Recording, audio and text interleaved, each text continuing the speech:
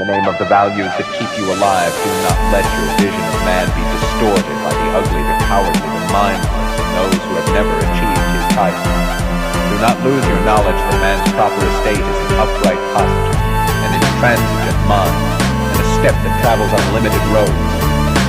Do not let your fire go out. Spark might replace the spark, and the hopeless swamps of the approximate, the not quite, the not yet, the not at all.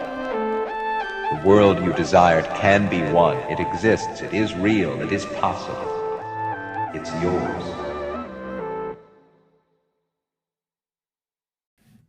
Hello guys, and welcome back to the Crypto Economy Podcast. Today I'm sitting down with Pat Duffy of the Giving Block, and we're talking a little bit about giving cryptos to nonprofits. So thank you for being here, Pat. Thanks for having me. Yeah. So on today's episode, I wanted to talk a little bit about how crypto can affect nonprofits, specifically some of the ones in DC, some of the bigger ones that I know you guys have helped out. So to get started, could you talk a little bit about how you came about starting this company? Yeah, sure. So I was originally a consultant for pharmaceutical lobbyists, so helping them with government affairs work, and it primarily focused on their work with nonprofits, how they work together to lobby the Hill, found alignment in what it is they were trying to accomplish, and then ended up jumping over to the Lupus Foundation, helping them with fundraising, and it was around the same time that I started trading cryptocurrencies, so 2017. Kind of in the midst of all of that, end of 2017, Bitcoin's price obviously went through the roof. Good time to get started, Yeah, no, exactly. I thought I was a genius Yeah. for a little while trading. Turns out not the case. But yeah, so Alex Wilson, my co-founder, is the one who got me into crypto. I fought kicking and screaming for a while, thought it was nonsense. He said, read the white paper for Bitcoin. It's not that long. You don't have to No, it's do not too that much. long. And I mean, I didn't get it entirely, but I saw some of the problems it was trying to solve, read some expert reviews, and saw it's like, oh, this is, in some ways that are pretty objective, a better form of money. Once I bought into that, was trading. Big donations happened alongside the big rise in the price of crypto. So as Bitcoin went up, people had tax to offset their tax burdens. IRS classified it as property, same as stock, so everyone was like, giving to nonprofits makes sense. And that was the first time that it was big enough where that incentive and conversation was happening kind of in the public fora. So just seeing a handful of major ones, $4 million donation on Ellen and $50 million to 17 universities around the world, I saw that that was a thing and a potential. Two of my interests were aligning, and I was like, we should get the Lupus Foundation set up. So Alex and I put our heads together. He's much more expert in the crypto and blockchain piece. We were like, let's get him a wallet solution. Let's do some education for the leadership, set up ways for them to communicate to partners. And then slowly but surely, as we went through that process, we were like, why not replicate this? It seems like we're building out sort of a business model. And then from there, we jumped off, started working with other groups, and here we are. So that's an interesting point you brought up. Like, with stock, you really can't donate it that easily. Like, that's something I actually hadn't really thought about, is like, yeah, can that even be done? Does anyone donate in stock? So a lot of nonprofits take it, but exactly right. The same incentive exists for it, but it's such a pain in the ass. Yeah, the last time I heard about that, I think, was actually the USC admission scandal, where they said they gifted $400,000 in Facebook stock. So I guess. Oh, that's interesting. Yeah, so I guess unless you're trying to skirt the rules, you're probably not. Yeah, I mean, it's the exact same incentive, but you need a broker. There's people in between. It's a pain in the butt for the nonprofit to accept it. Getting set up kind of takes a similar amount of work to set up the brokerage account. But once you're going down that path, it's really more of a pain in the butt for the donor, to such an extent that there's only, I mean, I say only, but like 50 million people in the cryptocurrency ecosystem estimated. A lot more people have stocks, obviously. Donate Bitcoin is already a more popular search than donate stocks. Yeah. So same incentive, but people are thinking about this as a way to donate because it's easier than a credit card. You just put in the wallet address and send. So it's a really easy, painless process for donors and easy for the nonprofits to get set up. So not as scary, kind of as it sounds. So if you're donating crypto and you're offsetting like a tax liability, what's the process for that for most people? Is there an extended IRS form that you have to fill out, or is it pretty easy at this point? And for the institutions that are accepting it, do they have to jump through some special hoops to say that they've claimed it in crypto? Well, you're asking all the right questions. So no, for the donor in general, it depends on the organization you're working with, obviously what they generate for you in the form of a tax receipt. Organization needs to know the right piece of information to give you. Obviously, just information around the transaction, and then what it's sold for. Like a goodwill receipt, kind of. Yeah, it's not too hard. But so our solution for it actually automatically generates the tax receipts. Okay. So those go out on behalf of the nonprofit to the donor.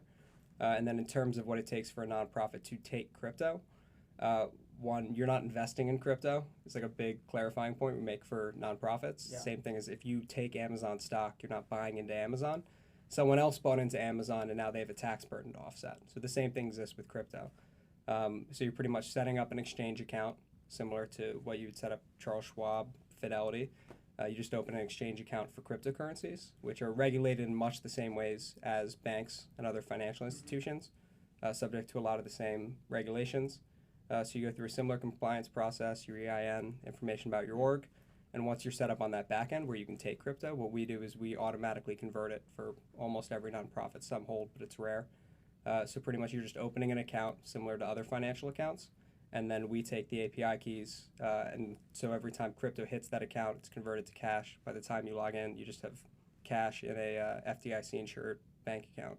It's pretty painless. That's beautiful. Yeah. That's awesome. So, what to piggyback on the ones that don't convert it immediately? Are there some, like, have you noticed like trends where they're actually holding it, and are they looking at the price and paying attention, or is it kind of? Yeah.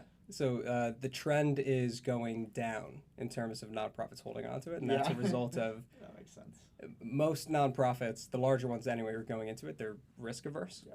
So it was really they're just starting to get into it now that Bitcoin and crypto is becoming more established. But that means they probably heard about it or seriously considered it for the first time end of 2017. Yeah. So their experience with Bitcoin is something that was worth 20,000 and is now worth 8,000. So they go, we want to automatically sell. Yeah. But for nonprofits that got into it earlier, their experience with Bitcoin is something that was worth cents on the dollar. Yeah. And they were converting out. Yeah. And then they watched it go to $8,000. Yeah. So Internet Archive, for example, 2,700 Bitcoins, donation 2011. Oh.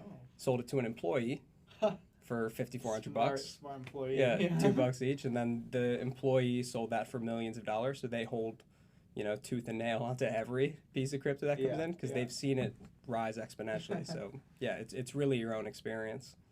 Yeah, that's interesting. Yeah. So, as far as organizations that you approach sort of with this idea, are they approaching you, or are you coming and saying, hey, let's just open this up, turn on the faucet, and go? Has it been a pretty easy sell? Yeah, so finally organizations, I'd say over the last 6 months or so, are starting to hit us up more. We're getting I'd say 5 to 10 inquiries through the site a week. For the larger organizations, it's often us approaching them, or they see us on a webinar. The sell for an organization that approaches us is really easy because they're already interested. Free money. Yeah. Free money, exactly right, that you can't get otherwise. If you don't take crypto, they're going to take it somewhere else because you don't give them the tax incentive. For nonprofits that aren't really considering it, we're getting someone refers us to an organization, they're like, we'll hear them out. It usually starts off with a lot of the same misconceptions about what crypto is and why it's dangerous. What about the volatility if the price drops? It's like, that's why I don't want to do it. It's like, well, we solved a lot of those problems you're worried about. For them, it's really just a matter of if we can get in the room and have a conversation, it's surprisingly high hit rate. Organizations, after an hour talking about it, realize a lot of the things they thought not the case. Oh, it's pretty easy to set up. Why would we not accept them?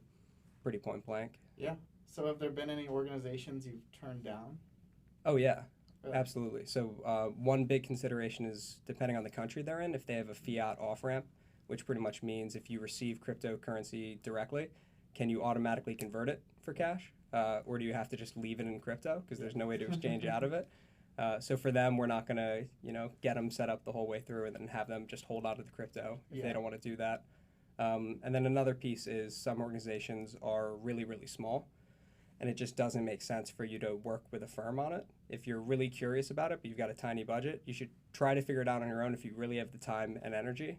For larger organizations, mid-sized, and even the higher end of the small, it just makes sense for as much time and energy as it would take to try to come up with a perfect system and just work with someone who has expertise in it. Those are the two big things. If they don't have a fiat off-ramp, I mean, if we haven't had this happen yet, but if they were doing something sketchy, we couldn't check them out. They don't have a website, then of course we wouldn't do that Yeah. either. If they're, it's just some foundation for a politician, maybe not. So I guess that's one thing too. You really can't do like political donations or anything like that. Is that pretty? Yeah. So like conversations we're just starting to have with certain organizations that are somewhat political. We're trying to figure that out. Because you're in DC, I mean, you must have that on the mind every once. I mean, I was able to donate to Larry Sharp, who I had on the podcast from New York, in crypto. So like, I think there are some campaigns that do allow it. I'm not sure about finance law generally, but Andrew Yang, presidential candidate, he's taken it. He's kind of, in my opinion, fake taking it. So he pretty much set up a process where you'd have to fill out so much information, and it's so difficult to actually give it to him that no one's actually going to do it, but he still gets all of the hype of saying he's taking it. That's super interesting. And just sets up, pretty closely, but I never actually tried to donate, so that's... He made it nightmarish. So why wouldn't he just go to you? I don't think he wants it. I think some people, even especially if you don't know... automatically converted, it seems like there'd be a whole host of... It depends on your education level around it. So I think they're concerned they're going to get sketchy donations because they think of crypto as sketchy, even though a much smaller percentage of crypto activity is illicit versus the traditional financial system. So as a politician, I think he wanted the hype of it, but doesn't actually want him coming through. He has to be seen as techie and with the times, so that totally... It's actually clever, I think. Oh yeah, he's brilliant. Our co-founder just met him a couple days ago down at Georgetown, actually. Oh. He was down there. It's a nice humble brag. Yeah, we try. It's on Twitter, it's out there. So what has it been like sort of starting things here in DC? Has it been like pretty easy to get in touch with all of these nonprofits? Are they pretty local? And yeah, it's a great spot for nonprofit work. It's also great just conversations with regulators and folks that are helpful to be conversing with. So like a former CIO of the FBI, we get to have conversations with him frequently. He's with, his group is so tough, National Law Enforcement Officers Memorial Fund. Yeah. I think I got it. And he's interested in crypto. They're not currently taking it, but it's people who come from the government, from regulatory agencies, former law enforcement folks, and legislators. Those conversations are helpful as well, and everyone's kind of dialed into the nonprofit space because grants are such a big thing. Yeah. So being around the government, you're around the center of funding. Most nonprofits have a presence here, if not a headquarters. So yeah, I mean, it allows for more in-person meetings. And have you noticed any shift in sort of how they view crypto over the last 18 months? Are they coming more around to it? I've noticed with a few people like that they seem to be coming around a little bit. Yeah, I think it's like anything else. It's like internet, early 90s, where you get a bubble, you get a pets.com, and that fails, and people go, oh, the internet's stupid? It's like, I don't think the internet's stupid. But some of these aren't going to work out when you have too much hype. A bubble can form on top of what is objectively a very valuable underlying technology. Yeah. And I think when all of the debris cleared and you're not getting a whole lot of bit connects, people screaming on stages, now every conversation is much more tactical, and it's sort of like, we can get from point A to point B. We don't have to come up with our own cryptocurrency every time. It's really leveraging what's already out there. I think it's just, it feels safer. Yeah. Yeah. So how do you guys make money, essentially? You guys are not a nonprofit, right? We are not a nonprofit, for profit. So we could do it as a nonprofit model, probably. We couldn't do it full time then, obviously, and there's a lot to do. Yeah. And it takes a lot of time to figure out how to do this right. So the new solution we're coming out with as a widget, doing the automatic generation of tax receipts, the way the donors come into it, making that portal effective, letting them know you're willing to take other cryptos, letting them submit information around that. You can decide if you want to take that additional crypto, get that set up as well, so you're not denying donors. We wanted to do this full time and perfect it. So what we do is we take a fee up front. It's generally $2,500 for like a basic package. And then what we do with that is set them up through the compliance process. So you've probably heard of the Amazon Watch example and other nonprofits. Charity Navigator, a call a couple days ago, they got blocked from receiving a $100,000 donation because they only went through compliance up to $100,000 worth of transactions. So donations getting blocked. Some Pineapple Fund recipients we talked to, same thing happened. So we helped them navigate the compliance process, which now we work with Gemini, the world's most regulated cryptocurrency exchange, Winklevoss twins. They've been great thus far. But making sure the compliance is easy, we can do that in a couple of days, just emails back and forth. So that takes a lot of time off their plate. and then setting them up with wallets for different cryptos, not just Bitcoin, because if they make you go back into Bitcoin as a donor to give a donation, you lose your tax incentive. It's a taxable event jumping between cryptos. Yeah. So that information, setting them up the right way, and then the automatic conversion, making that immediate, safe, secure, effective, and then the widget, the donor process, and then the big thing we do is the marketing. So it's not like all of your donors are suddenly going to go, oh, we all do this right now, perfect, we'll just give this way, and we'll give a little bit more. It's really letting people who have crypto know that you take it, and that's really important. So that's our whole ecosystem, is the intersection between crypto and nonprofits. The longer we do it, the more effective our marketing is. We tell as many people as possible, tell them where to find donors on Reddit so they can post stuff and fundraise, and That's interesting. over time they fundraise more and more effectively. So we even work with nonprofits who don't use our technical solution, but we do marketing, where it's like, we've been taking crypto for years, we got some and then it stopped, and then we help them make more money. Yeah. So it's that, and then 5% is going to be starting soon because we're developing a platform.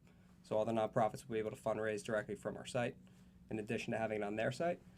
So every nonprofit is feeding into one location. You know, everyone gets to take part in kind of a 10 out of 10 attention level, instead of the 2 out of 10 we've been able to build for each of them individually. So that's kind of the business model. So is that on the marketing side? I know you guys have something called Bitcoin Tuesday. Is that right? So is that sort of one of those campaigns where you're trying to get people, I guess, to give on a certain day of the week, just draw attention to?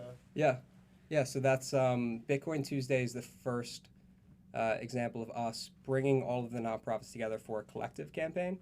So we've been doing is setting up a nonprofit to take crypto, and then learning about that nonprofit, and then doing marketing directly for them around some initiative, or setting them up to take crypto at their gala and trying to help them find sponsors, and a lot of hands-on TLC, but you can only work with a handful of organizations before it's a full-time job really quickly. Yeah. You can't have a business that way. And we were doing it part-time that way, and it was fun, but we decided to jump in full-time, had to switch it up. So what we're doing now is, if you've got dozens and dozens and dozens of nonprofits taking crypto, and they're all getting the same marketing kit, building together around the same hashtag, you can build a much bigger ecosystem.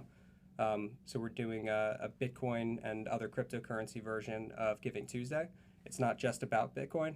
It's just the only word that the nonprofit community knows. So it's just a lot more searches around. That's why we opted for that. We do love Bitcoin, obviously, but other cryptos are involved. I was going to ask. Obviously I saw you at least Bitcoin, Litecoin, and Ethereum for a lot of them. Is that right? Or for some. So where are you guys drawing the line on what you accept? Are you trying to broaden that with your platform a little bit? So right now everything on Gemini we accept through the widget, and then there's obviously a lot of other ways to take crypto. If you wanted to get, or if a donor was offering a big donation in some alternative currency, we could set the organization up to take it, as long as it's not horrific. Like, we can't find a website for it, and you go on the exchange, there's like $24 a day in trading volume. It's like, well, you won't even be able to sell it, which is again why it's helpful to work with us. Because it seems like, if you were someone who just sat on EOS for the last 3 years and now you've got Play Money, like, you might be a lot more inclined to donate that. Like, so some of the tokens that have grown a lot more significantly, it might be interesting for those people to So for the most part, you don't have that taxable event by switching it over to Bitcoin. So that's exactly right. So every nonprofit gets the smaller suite of cryptocurrencies. It's all the main ones, though, that they get to take through Gemini, and that's how you get the quicker compliance process, onboarding, setup of the widget. Everything's automated, tax receipts. We have that within our package, but then we're always on hand with that button through the widget that says other cryptos. And if they get a request for something else, we can always set them up really quickly with just a wallet address to take that, and then they'd have to execute a transaction. So when there's a big donation in literally anything, they can quickly open a wallet, pull it in, and execute a trade. But it just doesn't make sense to have a worse compliance and onboarding process and a less effective widget just so they can take everything immediately. We wouldn't be able to get enough nonprofits over that hump. So what is it that gets people, so when you're marketing to the crypto folks, how do you target the people who you think will give to these organizations? If it's a certain type of organization, are you looking for a certain type of crypto user, or is it just generally anyone who's got some?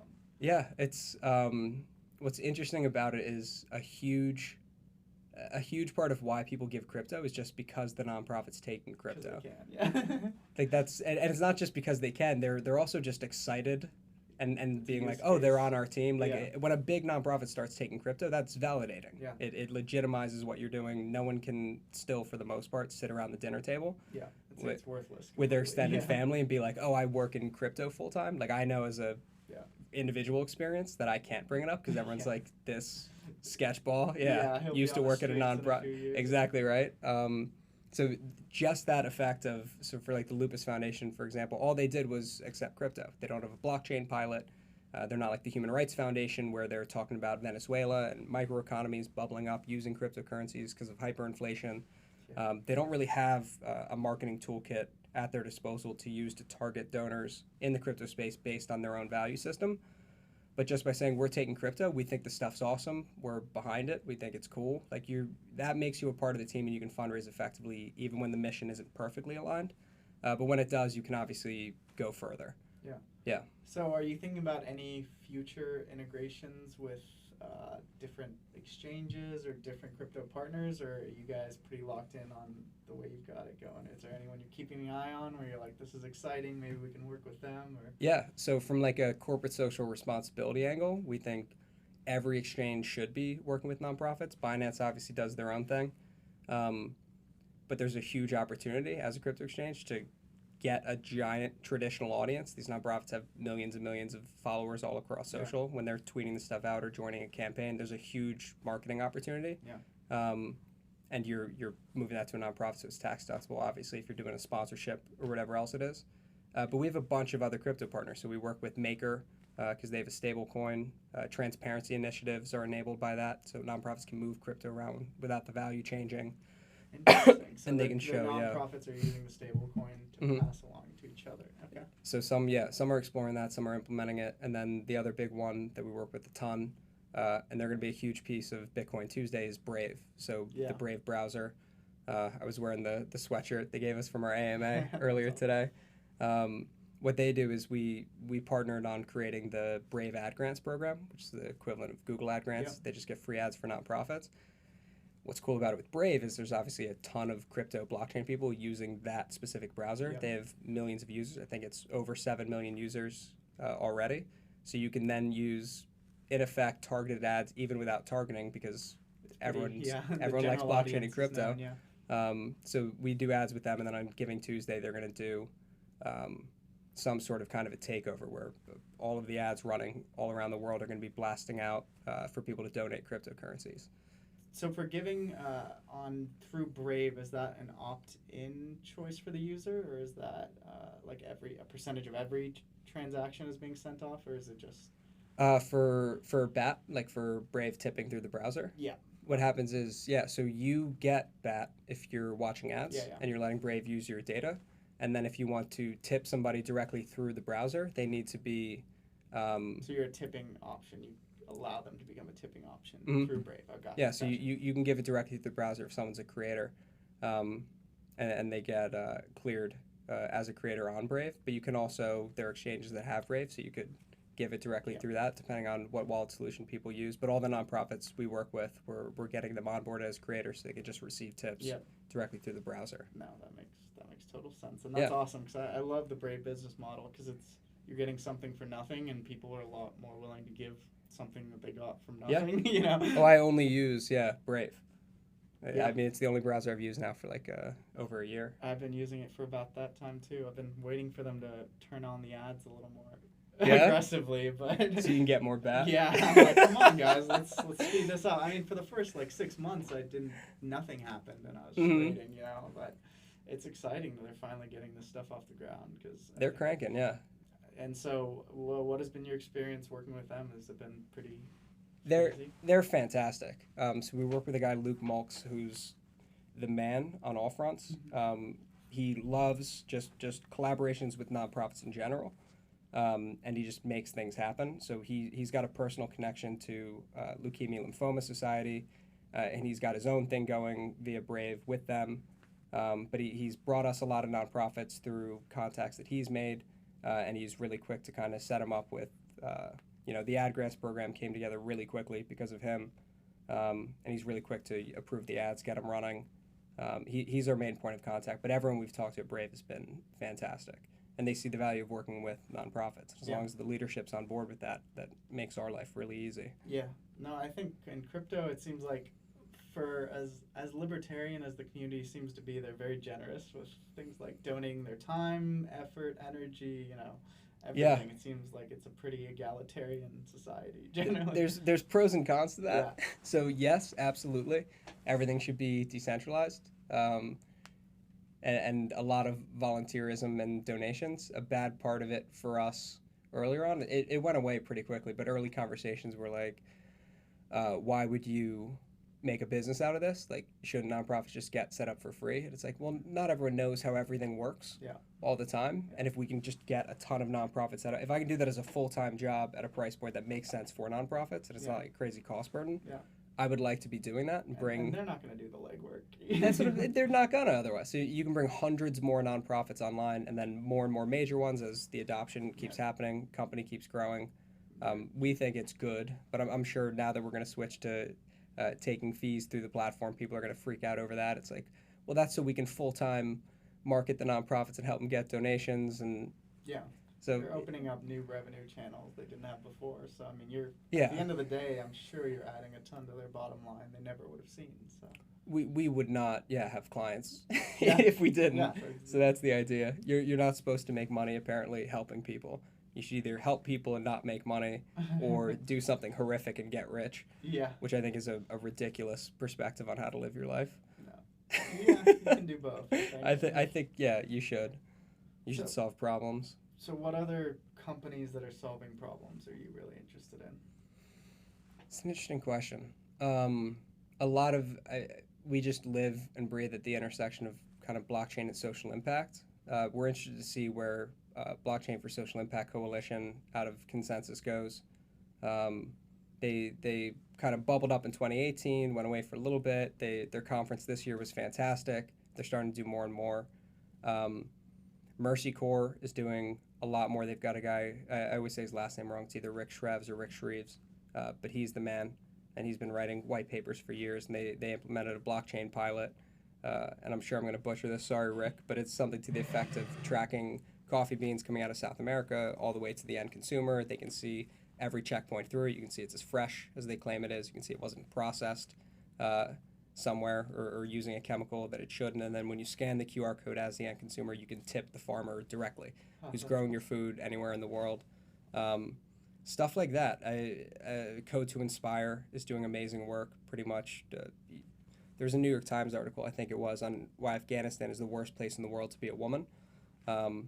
And access to your own financial accounts and having to go in with a male guardian to open it and use your own money, and then a lack of access to the education system. Higher education is not necessarily available to women there, and they're pretty much teaching girls to code in Afghanistan and other parts of the Middle East, and then what they're doing is paying them sometimes using cryptocurrency, so they have full control and autonomy over their accounts. Yeah. So it's blockchain development and cryptocurrency payment systems and granting women in the Middle East autonomy. I mean, you could go on all day. There's a lot of people doing stuff at the intersection of blockchain and social impact. Yeah, absolutely. And internationally, it seems like there's even more that can be done because we get spoiled with our infrastructure here, I feel like sometimes, and just stability of government, like you were talking about Venezuela, that case study with hyperinflation. I think all those case studies are really interesting, and where all these nonprofits, they're thinking about this stuff all the time, and I think it's so funny that, like, I was in like a think tank meeting last week, and they're all talking about like figuring out ways to track the flows of migrants who are leaving like catastrophes and stuff like that. But everything they're doing, that it's all about the research aspect, but none of it is actually about like giving these people some sort of relief or finding a new system that'll work better for them. It's always let's figure out where they're going, what they're doing, but it's never like, how can we apply some of these technologies to fix some of the problems that got them there in the first place? And these nonprofits are supposedly supposed to be the ones figuring out the solutions. So I think crypto in a lot of ways is going to find unique solutions to some of these problems that are plaguing people, and it's interesting to see how some of these organizations are going about it, but a lot of the best stuff that's being done is just the building of the technology on the ground and getting people giving them the agency to choose their own lives financially, I think is huge. Yeah. People in all of these countries are having, you're only as good as the economy that you live in some ways. And so Yeah. if you can't get away from that, then you're trapped. So, two big things on that. When you exist in a stable economy, that's one of the things that makes our conversations more difficult. Yeah. When we try to explain the value of cryptocurrency, where it's like, oh, the government can't just print as much Bitcoin as they'd like to. Yeah. Like what happened in Germany following World War I, or happening in Venezuela now. People are kind of like, well, that would never happen. We're having here right now. Yeah, to some extent, yeah. But the extreme destabilization, or when you talk about having control over your own account, like no banks, financial institutions, when you're under a tyrannical government, a dictatorship, whatever else it is, where they can shut you down because you're a political activist, that's important. But here, the idea of the government not being able to shut you down, it sounds like, oh, because you're doing something wrong. Yeah. Where we have this impression where it's like, well, if you're not doing anything wrong, who cares if everyone collects all of your data and can see everything you do. And other governments too, we weaponize the dollar for sanctions. We use it as a tool just to harass people and chokehold them essentially. And so that's I'm looking forward to a world where that's not so much the case, and we're hoping we can build that. And we're actually putting together a nonprofit program right now for our company. So are you? Yeah, we are. So what are you doing? We're essentially gonna be trying to give back like 5% of all the revenues that are generated from anyone who is coming through a charity, essentially. So like, we're essentially just letting them like select a charity and then just automatically push the funds to them. But that's fantastic. It's not a crazy complex strategy or anything, but we'll have to talk offline. Yeah, absolutely. Well, with that, I want to thank you so much for being here. If you have any closing thoughts, remarks, you have the floor. Sure, yeah. I would just say if you're looking to follow us or learn more, check us out at thegivingblock.com. We're The Giving Block on Twitter.